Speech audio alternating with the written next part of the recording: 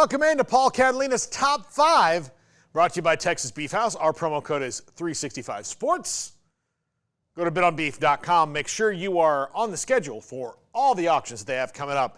And they come up fast and furious. I get texts, I get emails, all of that to remind me when they're coming up. So if I'm not paying attention to Smokey, which, let's face it, is half the time, I don't have to worry about writing the dates down when he does the live spot. So you can sign up for all that when you go to bitonbeef.com. So you make sure that you get your beef when you want it and get to bid on it on bitonbeef.com and texasbeefhouse.com, which will take you to bitonbeef.com in case you don't remember all those things I just told you, which is fine. I didn't expect you to be paying attention because I don't pay attention when Smokey says it. But that's all a joke.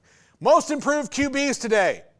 Number 5, Rocco Becht at Iowa State. Now, he was good last year as a freshman, but he has taken leaps to where now they're winning games through the passing game. They always have a badass tight end, but Noel and Higgins, their wide receivers, are both fantastic. He's finding them open space. The running game is a rotating, like 3-man group of battering rams. They are very good. We've talked about them at length on the show, but Rocco Becht taking that next step forward and making big play after big play has taken them to that next level. This team believes in him. They love him. He's a leader on the team, and his step forward this year has been fantastic. And that's what happens when you stay in a program year over year. You wind up getting better. Not to knock the transfer quarterbacks, because there are some on this list, but I do think Rocco Becht has benefited by not jumping in the portal and seeing what better is out there. Yeah, there's more fanfare at other places that are not Iowa State historically and all that, but look, stay in the program. They've got the best chance right now to win the Big 12, them and BYU. Number 4, and I just realized I left somebody off this list. Jake Retzlaff is not on this list. He should probably be number 1. I'm mentioning Jake Retzlaff now because the graphics are already made. There's nothing I can do about it.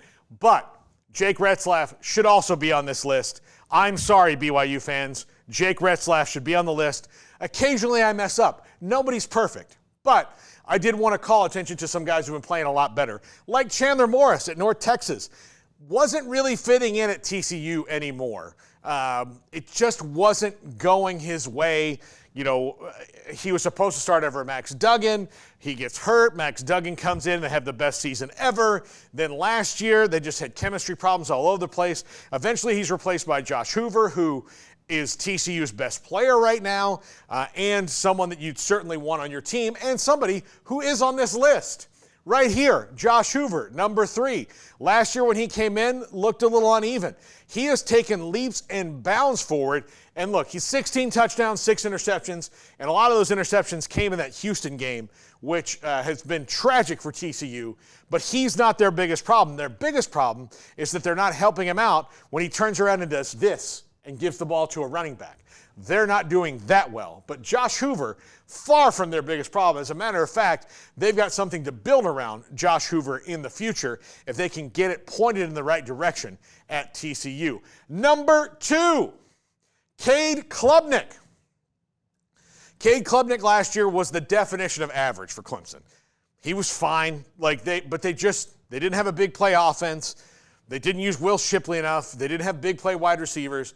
Now the Clemson offense and Garrett Riley are rolling along, and it's because Cade Klubnik's dual threat ability is being focused and showcased, and they are pushing the ball into his hands and making him make big plays. He has taken leaps and bounds. Now, have they beaten anybody yet? No.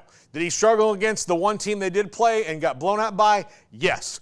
But I think in the games after that, he's shown huge steps forward, and I'm curious to see how well Klubnik plays down the stretch as they play some of the better teams on their schedule coming up at Clemson. And number 1, Kyle McCord. Kyle McCord transferred from Ohio State to Syracuse.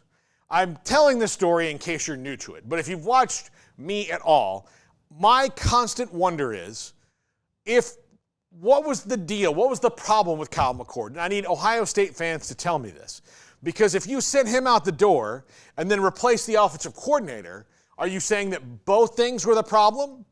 Or are you maybe now realizing that the offensive coordinator was more of an issue because you hired Bill O'Brien, then he went to BC, and you've hired Chip Kelly, You brought in Will Howard, which is fine, not knocking Will Howard, just needs to understand math a little bit more at the end of games.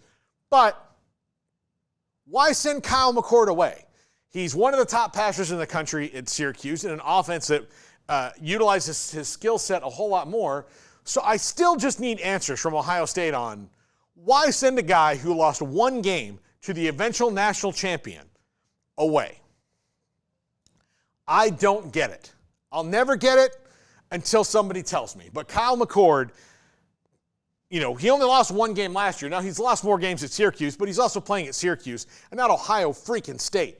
So, Kyle McCord, to me, the best, most improved quarterback in the country.